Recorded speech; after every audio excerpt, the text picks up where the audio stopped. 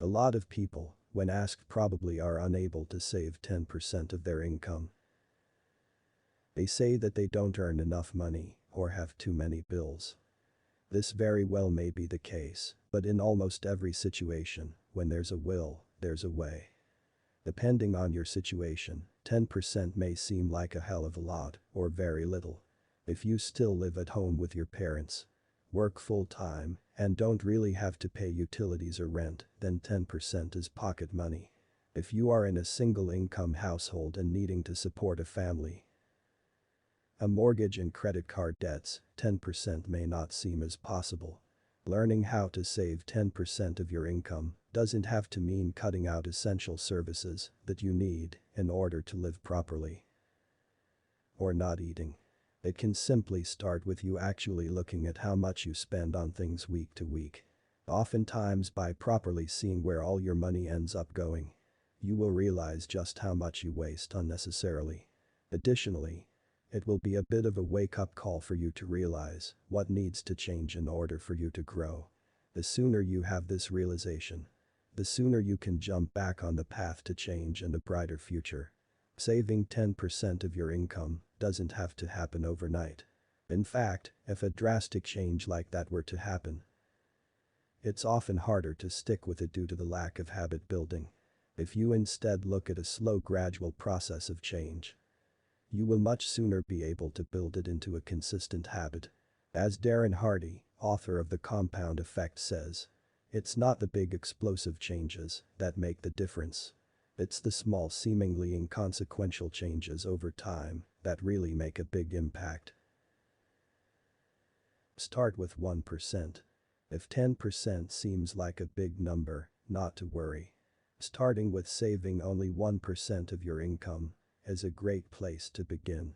After you understand exactly what you spend money on, you can actively focus on making a few cutbacks every once in a while. By doing this, you can easily start with 1% and work your way up. Change doesn't have to happen overnight. In fact, the longer the journey, the more consistent habits you will build in saving money. This way you are likely to benefit longer into the future as well. Let's say, for example, that you earn $4,000 a month. If you want to be saving 10%, that would mean you have to save an extra $400 a month. Although that seems like a lot now, let's break it down.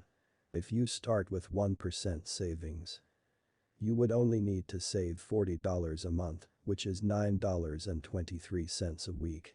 That's basically one lunch brought from home instead of eating out. And boom, 1% saved. So, if you were to bring food from home each day, you could save 5% of your income just by doing that. It's truly amazing to see how small little habits can make such a difference. Do you really need that? Many times, when people truly see where they spend their money, they are amazed at how much they spend on things they don't need. Oftentimes people mistake wants for needs and end up buying things they don't use as much as they thought they would. That's always the problem, isn't it? You buy something you think you will use a lot more often than you actually do. And now you're left with a hole in the bank and clutter in your house. Before you spend money on something unnecessarily, you should ask yourself, do I really need this? Another thing I like to do when making purchases I am not sure about is wait 2 weeks. What this does is allow some time for your emotions to dissipate and allow for your rational brain to make the decision instead. Many times, I have used this concept to decide whether to buy certain things. 9 times out of 10 I didn't end up buying them and are very happy as a result. Emotions play such a big role when it comes to convincing us we need something. Oftentimes, it works wonders just to take a step back and really think through the decision with as little emotion as possible. More progress equals more motivation. The thing about making change in your finances is that it doesn't end there. Once you begin making small changes in the way you spend, The effect it has on you is incredible. Soon enough, 5% won't be enough. You will push for 10%, maybe even 20% savings. And that's when the fun begins. You see how much extra you are able to save each month. And that money is yours to keep. Now it no longer becomes a matter of how am I going to save that money, but instead what am I going to do with all this saved money? That is up to you. Whatever your priorities are is where you can put that money towards. If you are looking to go on holiday soon, you can start saving bits into a separate account specifically for your holidays. If instead you'd rather pay off your debts, then you can absolutely put money into doing that. In fact, the more debt you pay off, the more your income will grow because you no longer are making debt payments. This will then allow you to save even more, which can accelerate the process even further. If you are truly able to understand the basics of saving, there is no reason you can't go out and accomplish so much more with your finances.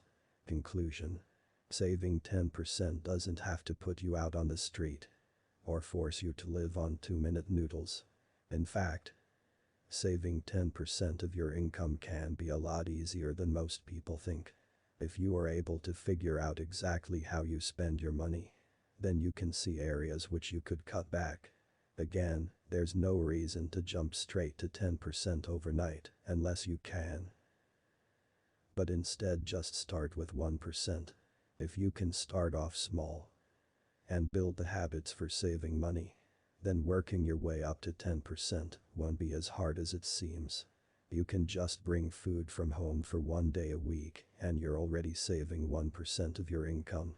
Before you know it, you'll have reached and even surpassed a 10% goal and can start putting the money where it would benefit you the most. Start with 1% today and just see where it takes you. Let me know in the comments if this works for you or not.